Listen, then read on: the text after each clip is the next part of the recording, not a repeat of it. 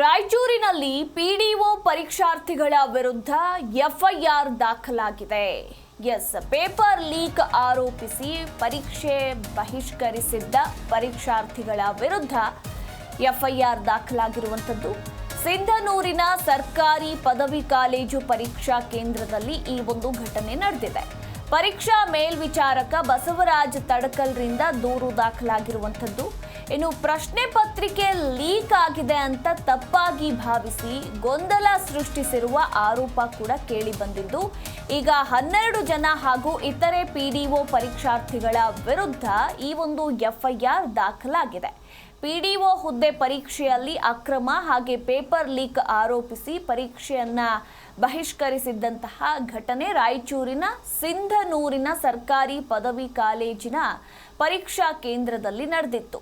ಇನ್ನು ಪರೀಕ್ಷಾರ್ಥಿಗಳ ವಿರುದ್ಧ ಸಿಂಧನೂರು ನಗರ ಪೊಲೀಸ್ ಠಾಣೆಯಲ್ಲಿ ಪ್ರಕರಣ ಕೂಡ ದಾಖಲಾಗಿದೆ. ಪರೀಕ್ಷಾ ಮೇಲ್ವಿಚಾರಕ ಬಸವರಾಜ್ ತಡಕಲ್ ದೂರನ್ನ ದಾಖಲಿಸಿದ್ದಾರೆ.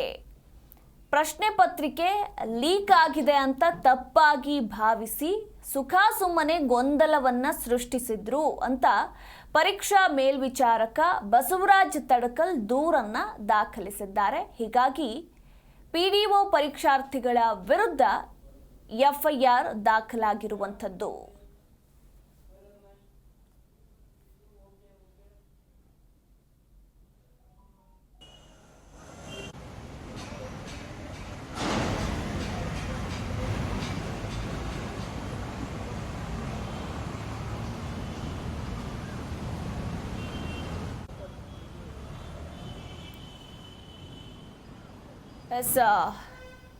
ಪರೀಕ್ಷಾ ಮೇಲ್ವಿಚಾರಕ ಬಸವರಾಜ್ ತಡಕಲ್ ಎಂಬುವವರು ದೂರನ್ನ ದಾಖಲಿಸಿದ್ದಾರೆ. ಅಂದರೆ ಪ್ರಶ್ನೆ ಪತ್ರಿಕೆ ಲೀಕ್ ಮಾಡಿದ್ದೀರಿ ಅಂತ ತಪ್ಪಾಗಿ ಭಾವಿಸಿ ಗೊಂದಲವನ್ನ ಸೃಷ್ಟಿಸಿದ್ದಾರೆ ಎಂಬ ಗಂಭೀರ ಆರೋಪ ಕೂಡ ಕೇಳಿ ಬಂದಿರುವಂಥದ್ದು.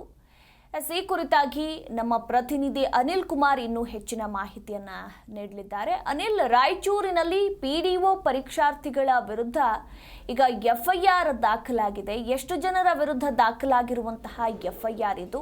ಈ ಬಗ್ಗೆ ಹೆಚ್ಚಿನ ಮಾಹಿತಿ. ಹೌದು, ನಿಜವಾಗ್ಲೂ ಏನು ನಿನ್ನೆ ಅಷ್ಟೇ ಕೂಡ ಪಿಡಿಒ ಪರೀಕ್ಷಾರ್ಥಿಗಳನ್ನ ಕೂಡ ಪರೀಕ್ಷೆ ನಡೆಸ್ತಿರೋ ಸಾಮಾನ್ಯ ಪರೀಕ್ಷೆ ನಡೆದಿರುವಂತದ್ದು ಏನು ರಾಯಚೂರು ಜಿಲ್ಲೆ ಸಿಂಧನೂರು ಪಟ್ಟಣದಲ್ಲಿ ನಡೆದಿರುವಂತ ಸಿಂಧನೂರು ತಾಲೂಕಿನಲ್ಲಿ ನಡೆದಿರುವಂತ ಏನು ಗೌರ್ಮೆಂಟ್ ಡಿಗ್ರಿ ಕಾಲೇಜಲ್ಲಿ ನಡೆದಿರುವಂತ ಪರೀಕ್ಷೆ ಆಗಿರುವಂತದ್ದು.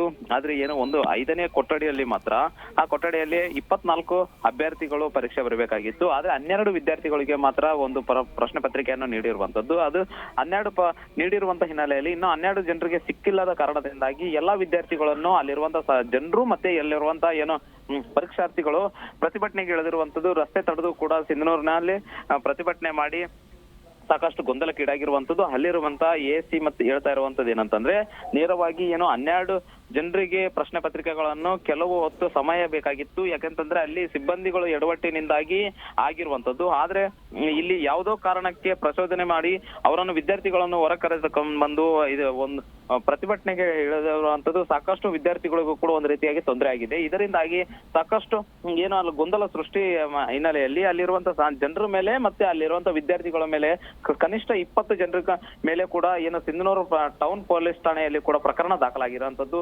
ಮಧು, ಥ್ಯಾಂಕ್ ಯು ಅನಿಲ್ ನಿಮ್ಮೆಲ್ಲ ಮಾಹಿತಿಗಾಗಿ.